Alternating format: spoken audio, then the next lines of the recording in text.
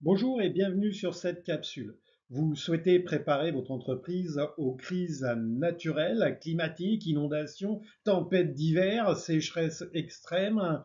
Je vous propose d'écouter cette capsule jusqu'à la fin. Il y a 5 pistes à explorer, des pistes de réflexion. Pour aller plus loin après cette capsule, je vous inviterai d'aller voir le magazine. Il y a plein d'experts qui écrivent dedans et en fait ce magazine est une référence autour de la gestion de crise, de la continuité d'affaires, de la résilience en général. Vous pourrez aussi aller voir sur la chaîne YouTube les vidéos, il y en a plein. Et puis vous pourrez jeter un petit coup d'œil sur les formations qui sont offertes par l'Académie Crise et Résilience. Alors, sans plus tarder, la première piste de réflexion, c'est d'évaluer les risques spécifiques à votre localisation géographique. Où est-ce que vous êtes situé? Est-ce que vous êtes situé dans un couloir de tornade? Est-ce que vous êtes situé dans une zone inondable? Est-ce que vous êtes situé à un pan de colline avec des éboulements qui peuvent se réaliser? Donc, je vous invite à analyser le côté historique de votre zone géographique et de regarder qu'est-ce qu'il en est d'un point de vue catastrophe naturelle, qu'est-ce qui s'est passé les 10, 20, 50, 100 dernières années. Ça devrait vous donner une bonne opinion de cette zone-là. Ensuite de ça, identifier les infrastructures et puis aussi les opérations qui sont les plus vulnérables par rapport à cette zone géographique et commencer à réfléchir comment je peux faire pour, en le cas échéant, reconstruire ailleurs lors d'un sinistre. Deuxième clé, deuxième piste de réflexion, c'est de mettre en place des protocoles d'évacuation et de sécurité. Vous avez normalement dans les organisations, dans les entreprises, des plans de mesures d'urgence. Ces plans de mesures d'urgence sont là pour justement gérer les urgences et notamment mettre en sécurité les personnes et les biens éventuellement.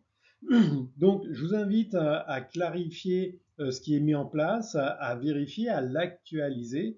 Ensuite de ça, je vous invite aussi à installer des équipements qui vont vous permettre de voir qu'est-ce qu'il en est par rapport aux risques au niveau de votre environnement. Est-ce qu'il y a des montées d'eau dans des rivières, dans des fleuves qui se trouvent autour, et donc de la surveillance autour de tout ça. Troisième piste, c'est d'assurer une communication efficace avec les employés et les parties prenantes avant, pendant et après une crise. Avant une crise, c'est clair qu'il faut les informer si on est dans une zone à risque des consignes. Le plan de mesure d'urgence est entre autres là pour ça, pour sensibiliser aussi les parties prenantes et notamment les employés. Ça va être aussi d'utiliser des systèmes de notification d'urgence pour informer rapidement les employés quand il y a un événement. Donc des alarmes, des haut-parleurs, du bouche à oreille avec différents processus d'escalade au niveau des personnes.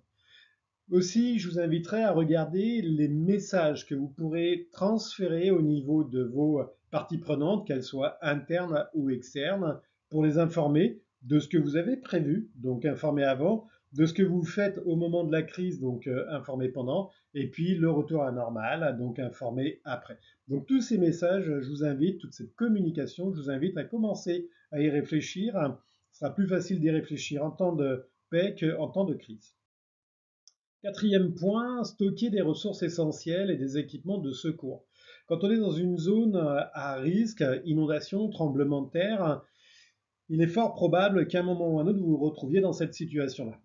Vous allez peut-être être isolé pendant un certain temps, pendant un certain nombre d'heures, pendant peut-être un certain nombre de jours. Et dans ce cadre-là, il est de votre devoir de maintenir la vie, la sécurité des personnels qui sont autour de vous.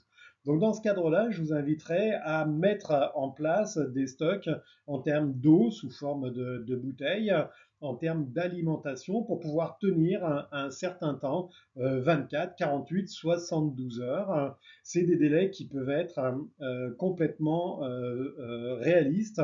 On peut le voir avec différents événements, notamment par exemple avec Mayotte, où les secours ont mis du temps à arriver dans des zones qui sont reculées. Donc prenez en fait l'habitude de stocker un minimum pour pouvoir vous hydrater et vous nourrir et puis bien évidemment tout ce qui est le secours, l'aide à la personne, etc. Sur l'aspect électrique, hein, là aussi, ça peut être intéressant d'avoir de quoi s'alimenter pendant un certain temps, notamment pour les téléphones, pour tout ce qui va être des équipements de survie dans une période qui est plutôt à risque.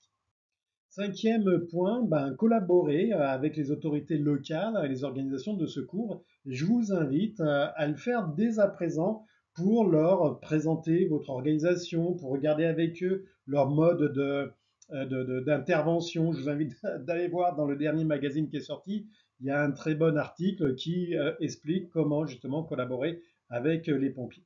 Donc, établissez un contact avec les services de secours, les agences pardon, de gestion des urgences. Faites-le maintenant. Ça ne prend pas beaucoup de temps et ça pourrait vous faire gagner énormément de temps et sauver des vies par la suite. Participez aussi à des exercices de préparation aux catastrophes, qu'elles soient communales, qu'elles soient au niveau régional. Rapprochez-vous de ces organisations et puis proposez justement dans le cadre de votre organisation de faire ce type d'exercice. Plus vous serez formé, mieux ça sera. Voilà, on arrive à la fin. Donc, si vous voulez aller plus loin, bah, vous pouvez aller voir les formations qui sont offertes par l'Académie Crise et Résilience. Il y en a beaucoup. Vous allez pouvoir voir et puis progresser justement dans votre cheminement de la résilience. Voilà, ça se termine là. Je vous souhaite une bonne journée et puis on va peut-être se voir dans une prochaine capsule. Donc, je vous invite à liker cette capsule, la partager si vous trouvez qu'il y a une utilité. Je vous remercie, puis on se retrouve très bientôt. Allez, bye.